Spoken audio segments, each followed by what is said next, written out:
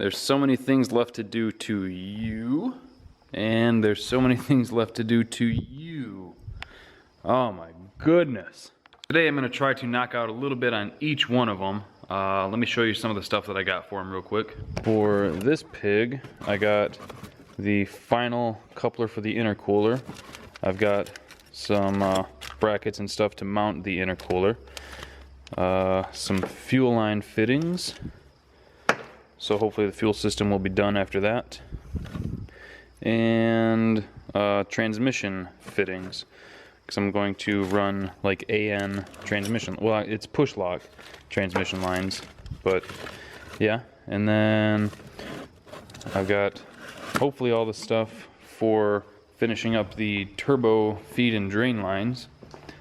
I just have to drill and tap the fitting down at the side of the block, and then I can run the feed.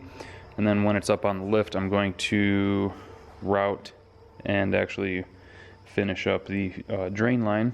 And then something else I noticed once I got the transmission mounted, for some reason my exhaust doesn't fit anymore, even though this is where it was all sitting before. I don't know, it's not a huge deal. I just want to cut it back a little bit further and I'll just weld on a little piece.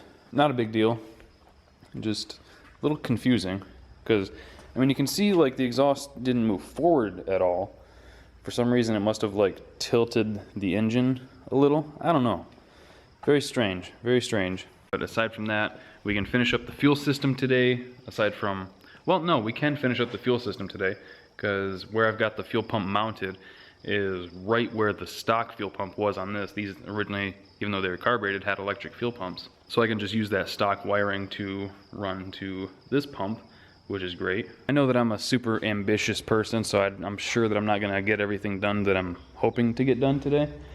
Because I'm gonna start with this. Like I said in a prior video, I want this thing to start off the key, because streetcar, it would have been super easy just to wire up a push button start, but I was like, nah, I want this thing to start off the key. And the this isn't the factory column. This is out of like a, I don't know, an 80s Cutlass or something like that. Here's the steering wheel. For any of you guys who are smarter than me, you might recognize that. And whatever year that is.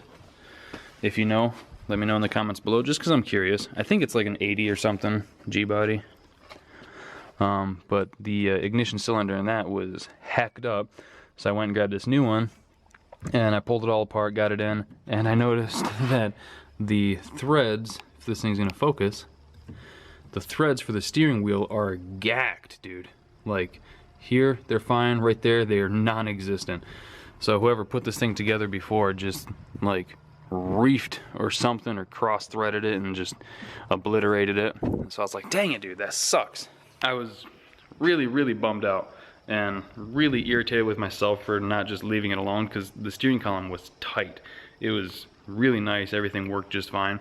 So I was like, dang it, dude, I should have just left it alone, wired up a push button, and just called it a day. I was really mad at myself. I was debating on either tearing this one apart and trying to fix that yoke or to replace that yoke. They were like, between like 20 and 90 bucks was the range that I saw them on eBay for used ones.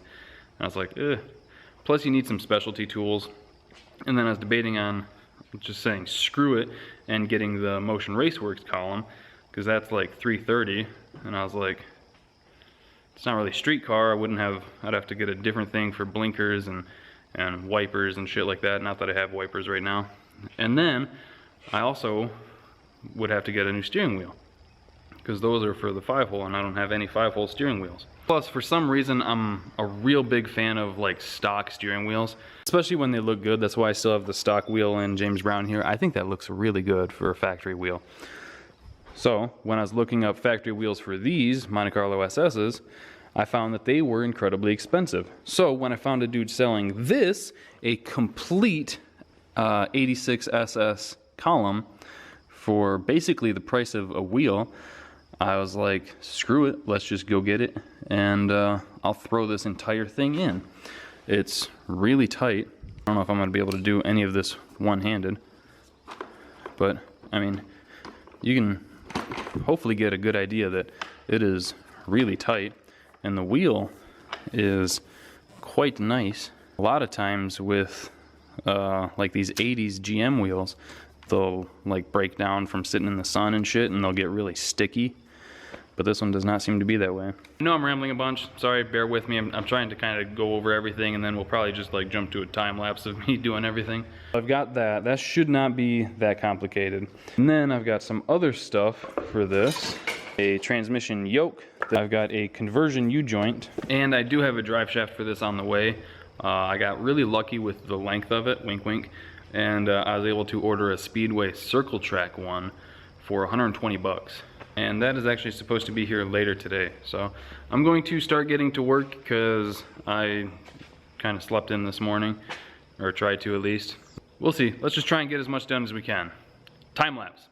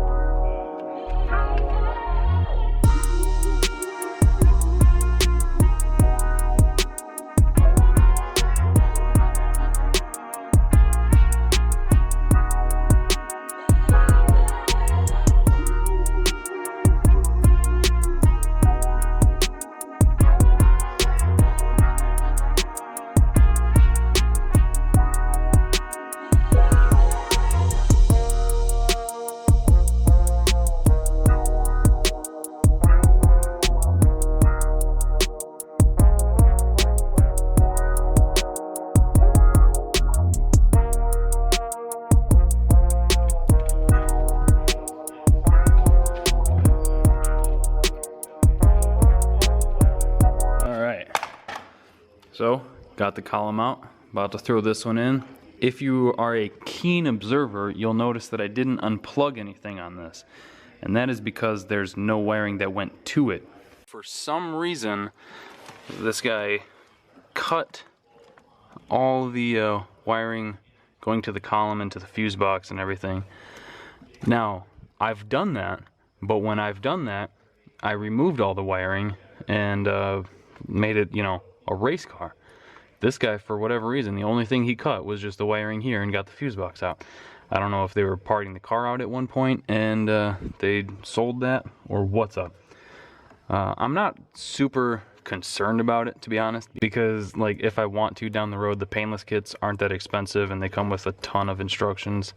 That'll be fairly easy to do. I think it won't be too bad to physically wire a lot of this up. Most of these are all like the male style spade connectors, so that's not going to be a massive undertaking. It's very inconvenient, and whoever did this, I really want to kick them in the nuts, but you know, it is what it is. So I'm going to throw this column in and just get it bolted up, and we'll move on to the next thing.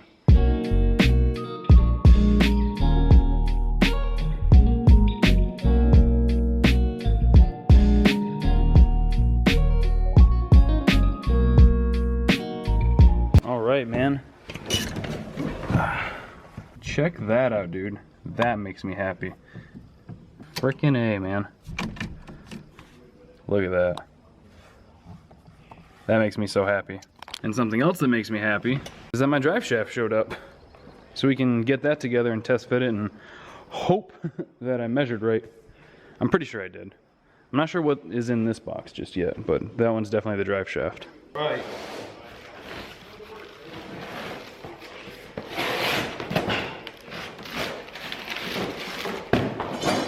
There we go. Now I did go with just a little 2.5-inch drive shaft because this is never going to be a big power car. This is just going to be a cruiser.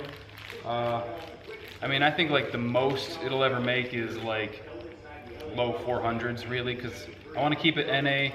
Eventually I'm probably going to swap in that 6-liter, but aside from that, this doesn't need some big $400 or $500 drive shaft. Like I said, this was 120 bucks. With these U-joints, I'm only going to be using one. I got that conversion joint for the back, and I really, really hope that it fits. I'm going to get this all thrown together, and we'll get the car lifted up, throw it in, see if it fits. Alright, we got the drive shaft in, and it fits perfectly with only one minor fatality, which is my lip when I was trying to get a U-joint cap back out because one of the little splines fell over. Just reefing on it and knocked myself out. but it looks like it's gonna fit perfectly. Ignore these. I don't have these caps yet, so I just wanted this to hold it in place so it doesn't fall out. But yeah, it fits perfect. There's a touch over an inch of stick out. Like you can see right there. I mean, I've got massive hands like I've said before, so once the car's down on its weight, that'll obviously slide in a bit more, but there's, I don't know, a good 3 inches of slip yoke there. So I think the only thing left to do under here is just the transmission mount, and then we can move this out of the way and start working on the RX-7. All right, we got James Brown on the lift. I'm going to try to get the intercooler mounted up today. We got some other goodies that showed up. I can get the trans cooler mounted. Now, I don't want to be that guy, but I was expecting it to be bigger. I thought I ordered a bigger one, apparently not, which sucked because that means this little one was more expensive than I would have expected. And then I've got the final 2 fittings to finish up the fuel lines. Now, for some reason, this intercooler doesn't have any mounting points on it. So I had to buy like a universal intercooler mounting kit, which means I have to weld on these little bolt bungs, which is on the surface it's pretty unfortunate, but in the grand scheme of things it's just going to force me to practice aluminum welding a lot more, which I think I'm starting to get the hang of it. Like, obviously I've got a ton of practice to do. You can see this blow off valve here, like it's firmly attached, but it's not smooth, it's not pretty, it's purely functional. So I've got a lot of practicing to do. I'm going to get that kind of in place where it needs to be, and then I'll mark where I need to weld those little bungs on, and then we'll get that taken care of and check one more thing off that list. All right, got the intercooler in place. It's just hanging there by the piping right now. There's a bolt right here for like the bumper support bracket on each side, and I'll probably use this. Hopefully I can get it out, and it's looking like I can pretty much just weld these like somewhere kind of in the middle here. Try to figure out like where it needs to sit, like almost in there more, to be kind of lined up with that bolt. So I think that's about how we'll do it. I'll just take it over and see if I can get this thing welded on and do the same thing on the other side.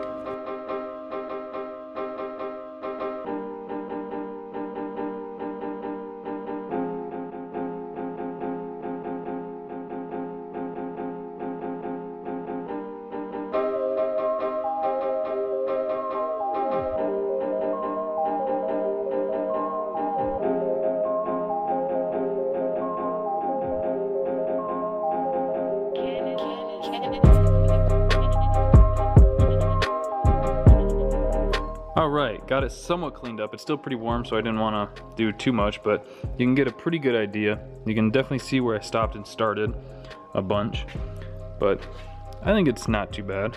This should hold.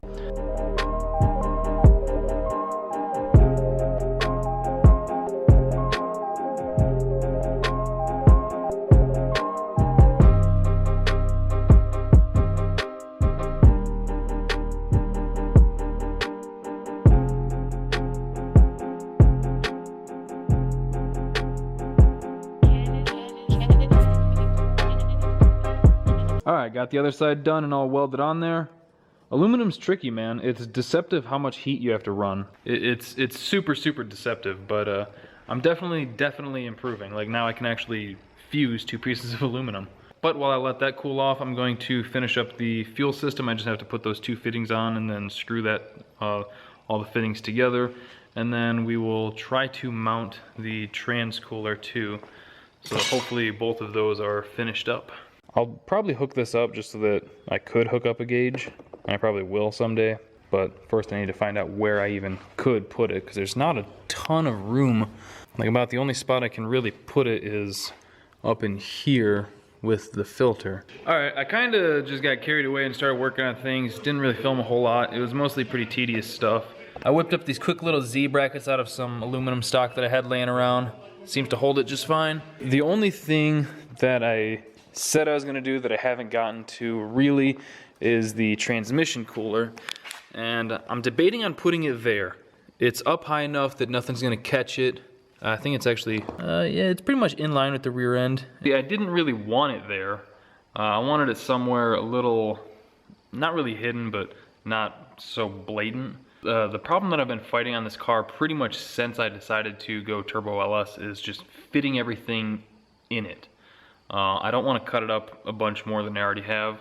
It is a challenge, especially since I'm still a stock fuel tank. So like the only other spot is to tuck it kind of up here, but I'm worried that it might not get enough airflow, so at least right there it'll catch some air. I can make a couple brackets off the panhard bar mount to hold it. So like my only concern is just it kind of looking stupid. I might be able to take it up a little bit more and then maybe it'll be all right. I don't mind it being exposed. I just don't want it to look like it's hanging down a ton. You know what I mean? And I can't really flip it this way because there's not enough room there. Because like I said, fitment is just a pain. So I think that's where we're gonna call it for now. We did get a ton of work done in this video. Mounted the intercooler, which I thought was gonna be more of a pain in the ass. That turned out to be pretty easy. I got the fuel pump, all the fuel lines all ran. Got the new steering column in the Monte Carlo, got the drive shaft for it. Oh, something else, that right there. In between working on this and working on that, my buddy Brandon brought his Monte Carlo up and we swapped transmissions in it. So this is a turbo fat boy with a brake and a manual valve body. So this might be going in Goldie Hawn out there. You can't really see her. So anyway, that's gonna do it for today's video. Hope you guys enjoyed it. Thank you for watching. Thank you for liking, commenting, and subscribing. And we'll see you next time.